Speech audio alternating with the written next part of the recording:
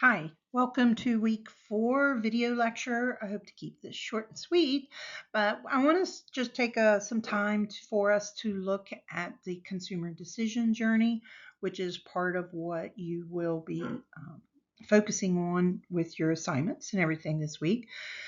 I want to, in advance, apologize for any dog barking you may hear in the background. That's my German Shepherd, Bella, and she has a hard time keeping quiet.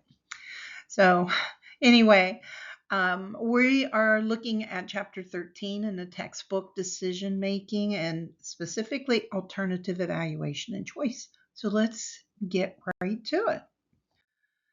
So in this chapter, some of the things you will learn, I encourage you to read the whole thing so that you will understand the difference between evaluative criteria and determinant criteria, looking at how value affects how consumers evaluate alternatives, and look at how consumers categorize products in regards to evaluation and alternatives, and distinguish between compensatory and non-compensatory rules that help guide consumer choice. I'm not going to hit all of these. I'm just picked out a few topics that I want to just cover very quickly.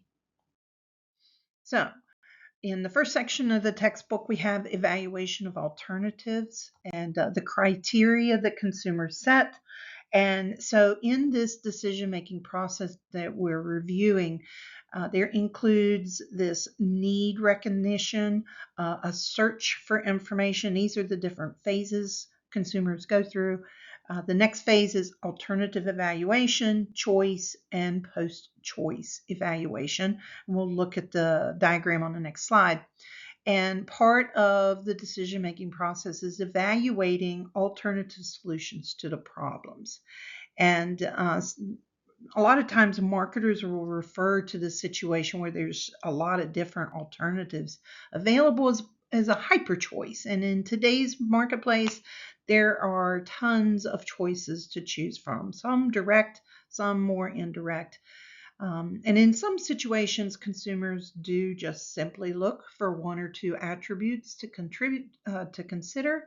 But then other times consumers consider products across several different attributes. So let's take a look at the diagram for consumer decision-making process. As I mentioned, it all starts with need recognition and search for information, as we've already covered.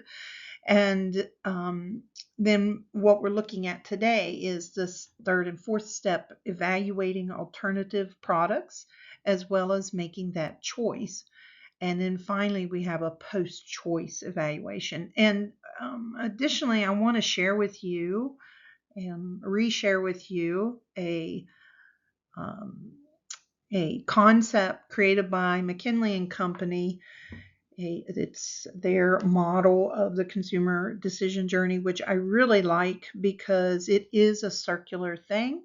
And where in our textbook we look at need recognition, McKinsey identified that as a trigger, at some point, right? The initial consideration set, which is similar to a search for information, the active evaluation, the moment of purchase.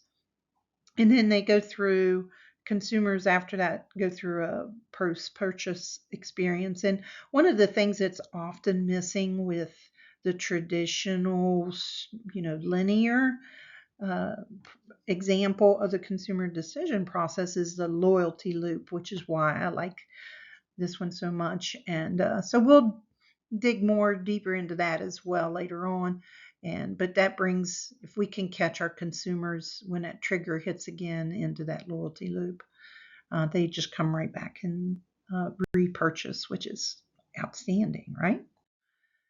So when consumers are evaluating alternative products, some of the criteria they look at is evaluative criteria, and these are attributes or features of the product that the consumers consider when reviewing alternative solutions to a problem. And so it's very critical that you understand the difference between a feature or an attribute and a benefit. And so a feature is what the brand puts into their product, and a benefit is what the consumer gets out of it.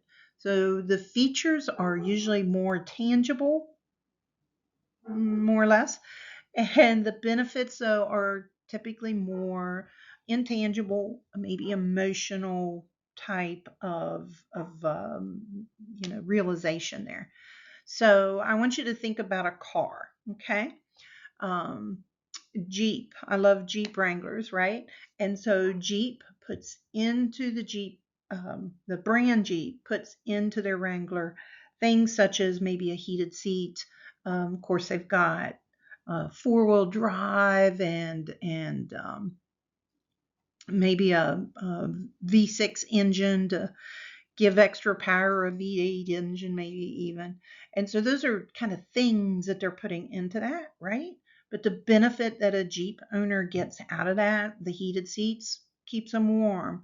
Um, the um, the four-wheel drive and heavier engine helps them with the rough riding that they enjoy. So the benefit they're getting out of it is a reliable, tough vehicle, right? So that's an intangible type of a benefit, whereas the features, something fed into it. And those benefits they play a huge role in how consumers evaluate the value of a product, and they represent what the consumer gets out of it. A lot of times in marketing, you might hear the term or the phrase "sell the sizzle, not the steak." So it's it's the benefit that consumers a lot of times are really, really looking for. So that value equals those benefits and what you give, the total cost of the product. So the value and alternative the value and alternative evaluation, as I mentioned, the value that customers believe that they will receive from a product does have a direct impact on how they evaluate the product, as I've just mentioned. And that word evaluate, it literally means to set a value or worth to an object. And it's important for us to know what consumers value that for our products, because that helps us set our price ceiling a lot of times. And it also helps us deliver communication throughout the entire marketing mix. Also, benefits are at the heart of that value equation, and value is a function of both the benefits and the costs, as I've mentioned. We've got a couple different ways consumers value products: hedonic and utilitarian.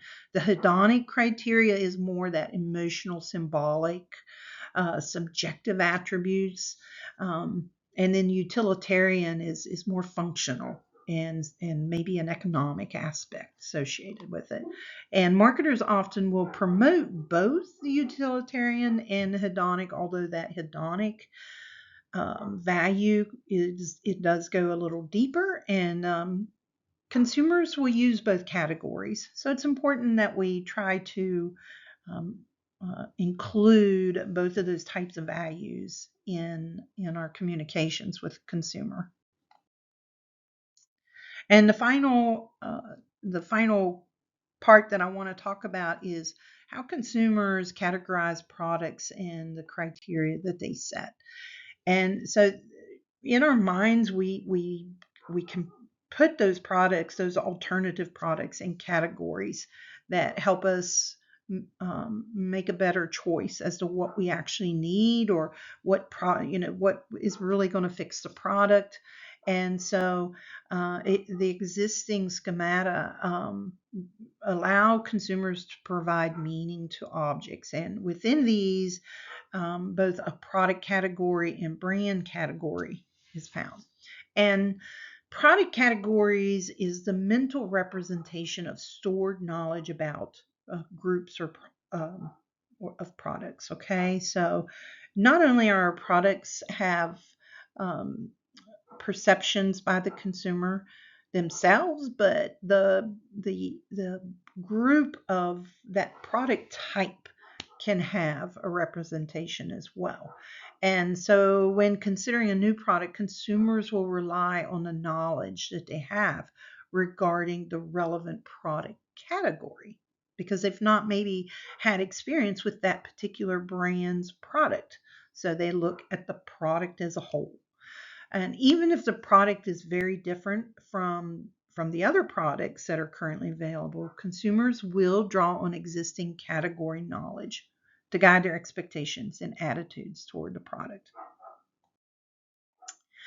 Um, the perceptual and underlying attributes that consumers consider, and they will distinguish between perceptual and underlying attributes. Remember, attributes are the features that we talked about earlier, and the perceptual attributes are things that they can physically see. And underlying attributes are those things that are not really readily apparent and can be learned only through experiencing. And so some examples of perceptual attributes include maybe the size, the shape, the color, and price of something. Under quality, on the other hand, is an example of an underlying attribute. Price is often used as a signal of quality, and consumers will use information about the color, the feel, the brand name, price, and even the retailer reputation as signals about quality in situations such as, when a consumer is trying to reduce risk, when the purchase involvement is low, or when the customer lacks product experience.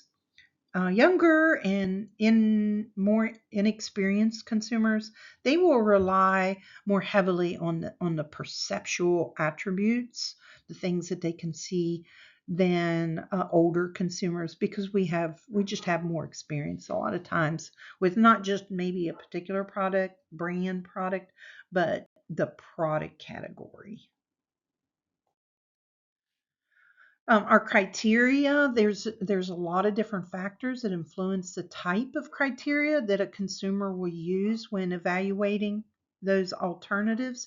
So some things that might influence that criteria might be the situation in which the whole product's being purchased, the knowledge that the consumer has about the product, social influence, like what are their friends wearing, what is the trend, um, what has changed within society, their outlook on any part of the product type of itself, or um, maybe attitudes toward, or anything like that.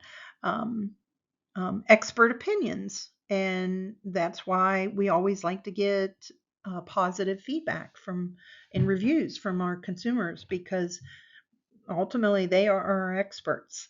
And we want, when people see those positive reviews, and they will trust that far more than what they will any message from the brand typically. Online sources and marketing communications are important. Don't ever discount them. Our own, our website and our social media and TV commercials and all those things are still important, of course, in influencing that criteria. And how can we learn what it is that consumers use when they are judging products? We can't always. A lot of times, consumers don't know what, or they can't vocalize it. And so we have some techniques that we use. We can ask consumers directly through surveys, which is part of your assignment for this week. And you can also gather information from like warranty registrations. A lot of times they answer questions on a warranty registration. It gives us a little more insights in our consumers. And there's techniques like perceptual mapping and conjoint analysis, a lot of market research that is involved with that. But like I said, we're going to kind of focus on the survey. So going into this week, these are the exercises and assignments that I encourage you to do. The exercises, please, in Module 4, read the module introduction, the overview, and Chapter 13 in the Consumer Behavior textbook. And also watch the video writing survey questions, the do's and the don'ts. It is really good and it'll be very helpful with your assignment, which the first one is writing a short paper where you're going to analyze the different stages of the consumer buying process. And then you're going to develop 8 to 10 survey questions that you could use when evaluating a purchase decision. So you're trying to discover why they would, why they chose to purchase a particular product or whatever. Finally, the last thing you'll do is um, create a consumer buying process that a PowerPoint presentation that's summarizing the consumer buying process that you have so far. I'm trying to remove the picture, but it will not help me with that. And but this is in Brightspace anyway. So the process that you have so far in order to market the consumer you're proposing for your final project. I really encourage you to find that final project guidelines and rubric document and review it, because it's the big picture of the final project and it breaks down everything in it, but you can see how everything kind of flows together instead of looking at the individual rubrics, which can kind of create confusion. Do look at that. I'll be including the document as a link in the announcement. If you have any questions, please reach out to me, and I hope you continue to enjoy the course. Consumer behavior, I think, is one of the most amazing parts of marketing there is. Have a great week.